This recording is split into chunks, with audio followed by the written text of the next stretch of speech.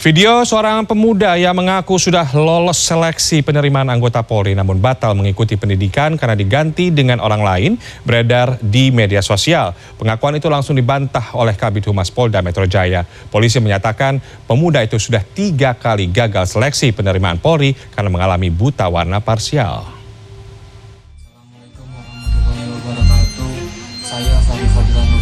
Dalam video yang diunggah di media sosial ini dengan didampingi ibunya, seorang pemuda bernama Fahri Fadila mengaku sudah lulus dalam tahap seleksi untuk menjadi anggota Bintara Polri.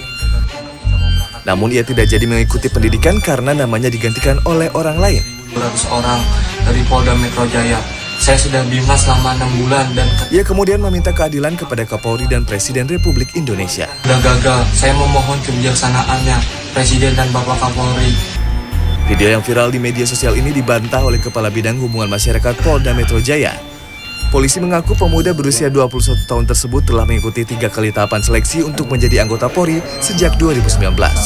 Pada 2022 ia sempat dinyatakan lulus, namun kemudian dinyatakan gugur karena hasil tes lanjutan menyatakan ia buta warna parsial.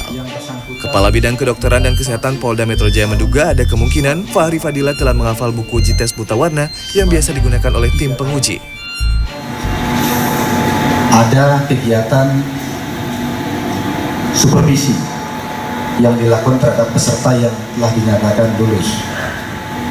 Supervisi yang dipimpin oleh Ketua Tim AKBP Nganti Irawan SMA menemukan yang bersangkutan tidak memenuhi syarat dengan temuan buta warna parsial. Pertanyaannya, kemungkinan terbesar adalah yang bersangkutan belajar tentang buta warna. Mungkin rekan-rekan media tahu buta warna, ya, menghafal. Dia berarti menghafal, ya. Polda Metro Jaya menerangkan setiap calon anggota Polri harus dalam kondisi sehat sehingga dalam menjalankan tugasnya tidak membahayakan masyarakat.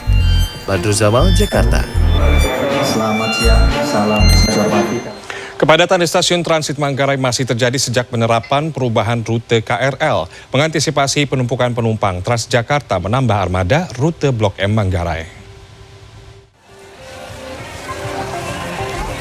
Kepadatan penumpang terjadi di stasiun transit Manggarai, Jakarta Selatan pada Senin sore.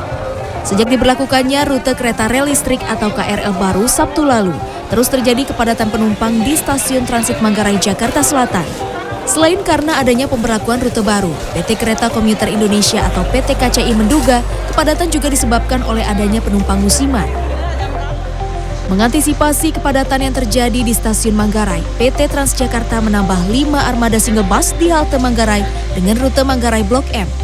Terpantau Selasa pagi, cukup banyak masyarakat yang menggunakan armada tambahan ini karena terimbas kepadatan di stasiun Manggarai.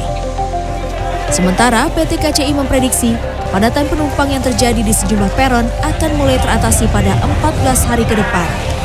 Yang perlu kita antisipasi adalah penumpang-penumpang musiman yang baru mengenal stasiun ini seperti kejadian Sabtu Minggu kemarin. Penumpang yang tidak rutin menggunakan komuter ini tapi sudah hafal dengan jadwal yang sudah 10 tahun lebih tidak dirubah. Nah, inilah peran kami untuk melakukan sosialisasi secara terus-menerus.